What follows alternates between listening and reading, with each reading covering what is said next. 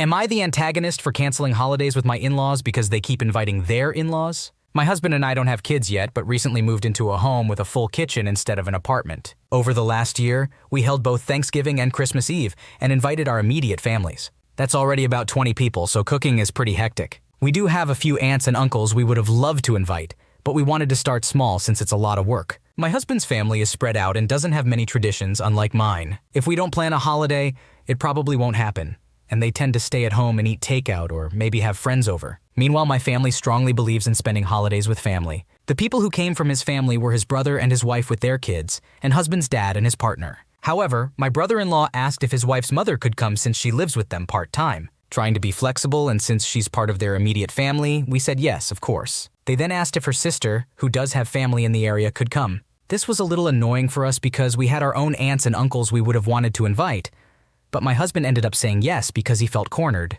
This happened again for Christmas, but they didn't ask, they just showed up. It's pretty clear now that they just expect both of their in-laws to be invited to every holiday-related event. While they're both nice, I went through the trouble of spending time with my own family, and I felt like I ended up trying to integrate them into our home and talking to them a lot. I've had some chronic pain issues this year and told my husband I'm not up for hosting holidays, but we can maybe do a family party in late November if he's okay with that. He got pretty upset and said the whole point of having a house was to host family. I told him I honestly don't want to go through all the work when the guest list keeps growing, not from our own family, and I have a hunch an additional cousin from my sister-in-law's family will be added this year. He said it's the holidays and we should be welcoming because that's the spirit. I'm feeling a little bad and don't know if I'm being too strict, but I'm also just still annoyed. My brother doesn't bring his in-laws, and one more person can easily turn into 10 if everyone started doing that. Also, my husband probably wouldn't be able to do it without me because he doesn't cook, though he does get everything ready around the house. Would I be the asshole if I didn't host holidays? You and your husband initially agreed to host immediate family, which is already a large number of people. It is not fair for your brother's in-laws to be invited while your own aunts and uncles are not. Your husband's expectation that the whole point of having a house is to host family is not fair to you,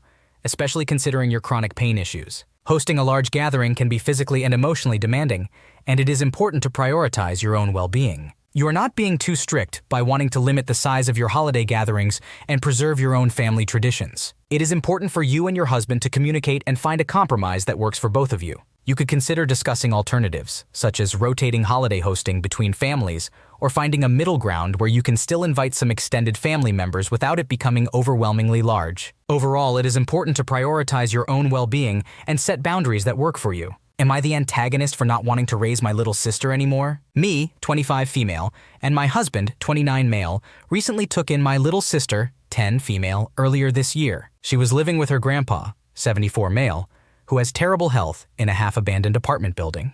Backstory: my little sister is my half-sister. We share the same dad, 42 male. Her mom, 36 female, raised my sister until she was 2, and my sister has been with her grandpa ever since. Raising a child never aligned with her mom's party lifestyle. Her mom is also bipolar, doesn't take her medication, has outbursts, does other drugs, etc. Our biological dad just got out of prison for driving while intoxicated, DWIs, broke probation, and is now wanted. Her grandma lives out of state and is rarely home due to her love for travel. The problem?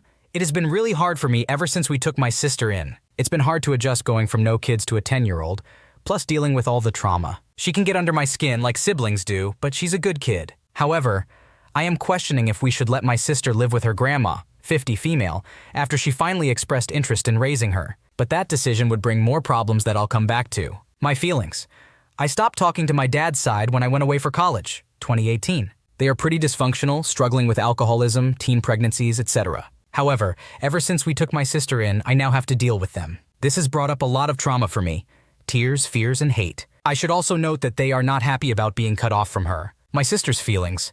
What complicates it even more is that my sister doesn't really understand the dangers. She bounces between wanting to live with us and wanting to go back. When we initially brought her in and away from her grandpa's bad living situation, her grandma and mom said they couldn't take care of her. So I stepped in. Now her grandma said she's willing to take her in. She feels guilty and wants to make it right. We originally said no, but my sister was 100% on board. This, of course, stirs up sadness and resentment in my heart. I went through a lot to bring her in, but I hate myself for feeling this way. She's a kid, so she believes the best in people. Her grandma doesn't have a place to stay yet and doesn't have a moving date. She will most likely be with my sister's mom. Plus, that means being closer to the dysfunctional family. Ultimately, I'm sad that I'm even questioning letting her grandma take her in, because in all her years, her grandma has never proven to change. I wish I was stronger to deal with all the trauma, but I've never felt more mentally, physically, and emotionally exhausted in my life. I also feel like I'm giving up when I said I would give her a better life. Am I the asshole because I feel like I simply can't do this anymore? My sister would be thrilled to move in with them,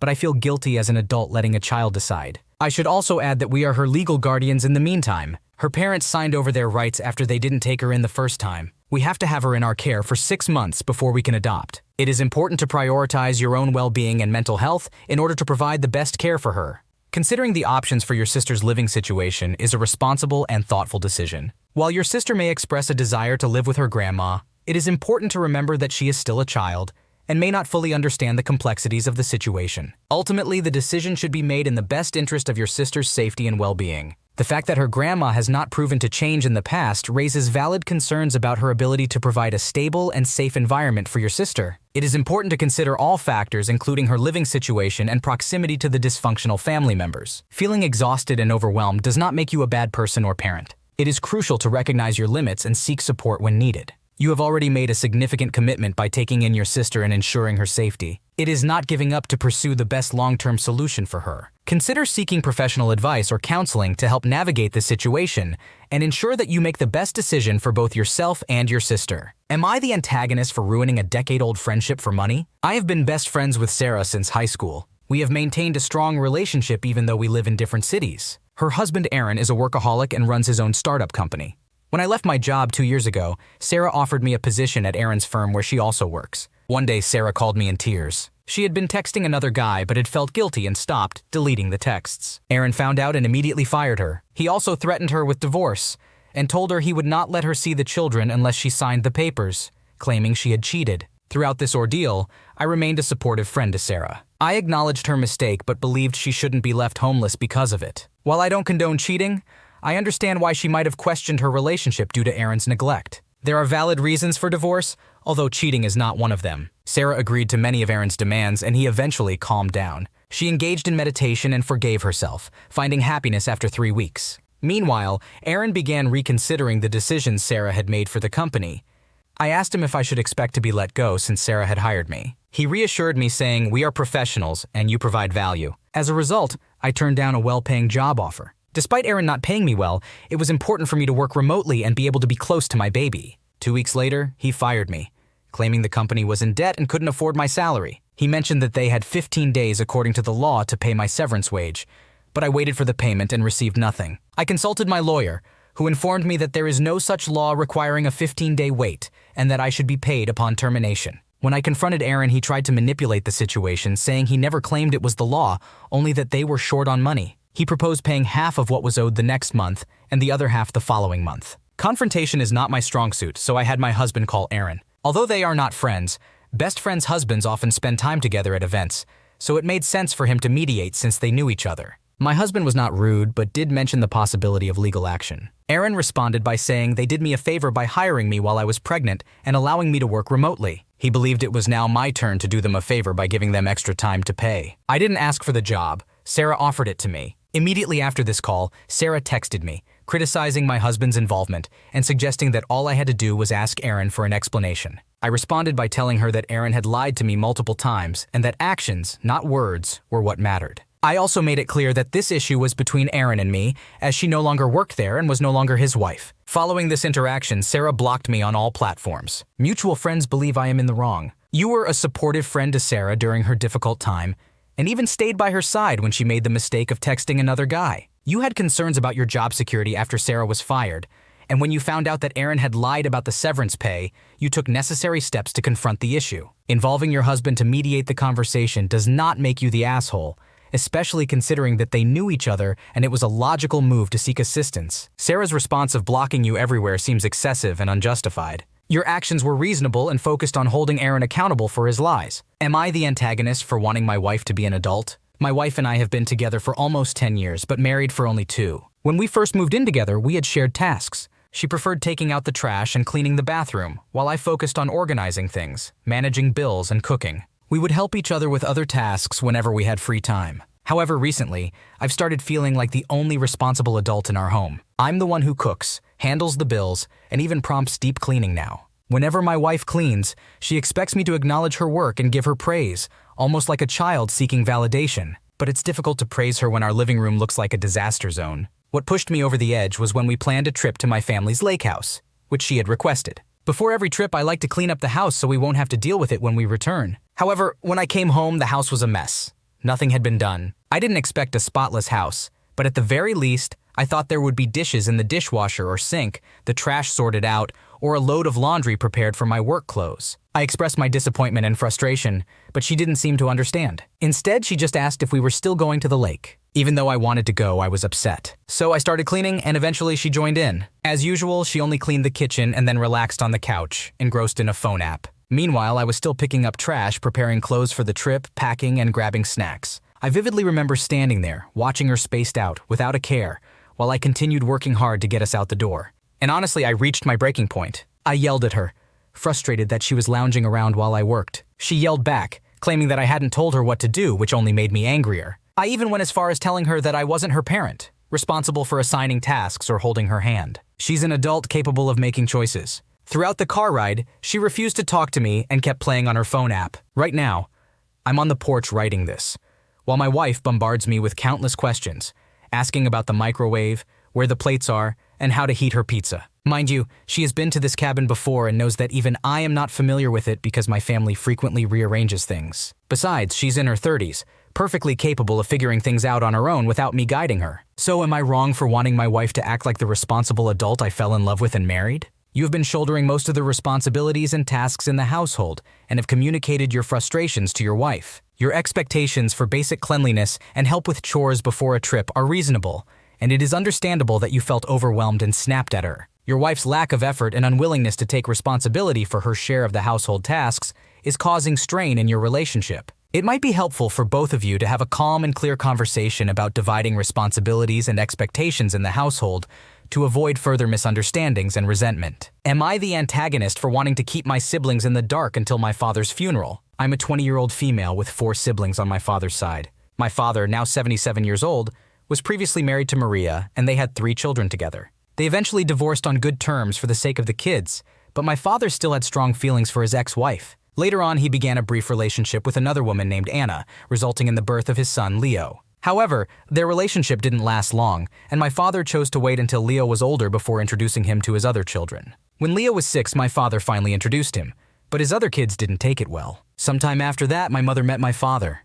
They dated and she fell deeply in love with him. However, he broke things off, claiming he still loved Maria and wanted to try again with her. But weeks later, he called my mom saying he missed her and wanted to see her. That encounter led to my birth. Initially, my father doubted that I was his child and insisted on a DNA test, accusing my mother of lying. The test ultimately proved that I was indeed his child. Despite this, my father never attempted to approach my mother or meet me. My mother insisted that I should have his last name, but he continuously refused. Consequently, my mother took him to court, resulting in a contentious legal battle. He lied multiple times during the proceedings, accused my mother of attempting to trap him with a baby, despite him approaching her, lied about his financial support for his other children, and even rejected visitation rights. Growing up, I never felt a void without a father since my mother provided me with great love and affection. Although I inquired about my father, my mom was always honest with me, explaining how she had tried to contact him and arrange a meeting, which he continuously refused. While I did feel a bit saddened by this, what hurt me most was not knowing my siblings. When I expressed my desire to meet them,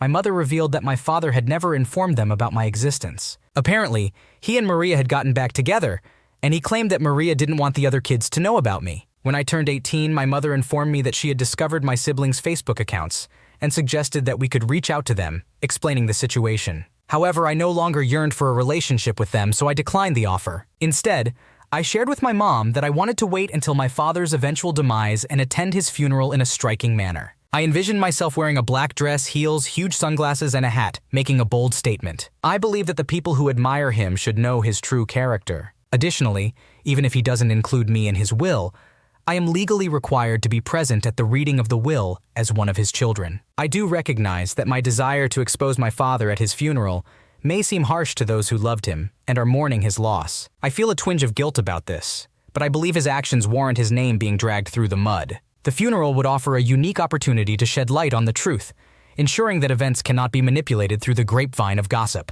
Consequently, I wonder if I am in the wrong for wanting to reveal the truth about my father at his funeral. Am I the asshole in this situation? It's understandable that you feel hurt and angry about the way your father treated you and your mother. Wanting to confront him and expose his actions at his funeral is a valid response to the pain he caused you. However, it's important to take a step back and consider the potential consequences of such an act. It may not be the most productive or healthy way to address your feelings towards him. It might be more beneficial for you to seek closure and find healing in therapy, or by discussing your feelings with a trusted person in your life. Would I be the antagonist if I questioned why my 7-year-old wasn't invited to a birthday party? So first, some backstory context. My son is 7 and his best friend, who we'll call George, have been friends for 4 years. They've both been to each other's birthday parties the last few years. I'm a single mom, and my son is my only child. So whenever I take him somewhere, skate park, swimming, the park, the fair, local water park, etc., I always invite George to come. So my son has someone other than just me to have fun with. We've also been invited to events at their house as well. We live across the street, so the boys are always playing together either here or there. They pretty much do everything together. On to the issue.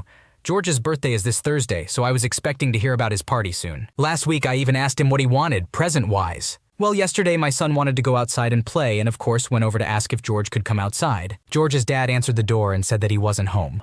Okay, no biggie. My son came back home and decided to do something else for a bit. After a little while, I offered to go out front with my son to play, since it was so nice outside. When we went out, our other neighbors were out too. They have a daughter that my son likes to play with too. So my son asked if she could come out and play. That's when the bomb dropped. Her mom said that she was at George's birthday party and asked why we weren't there.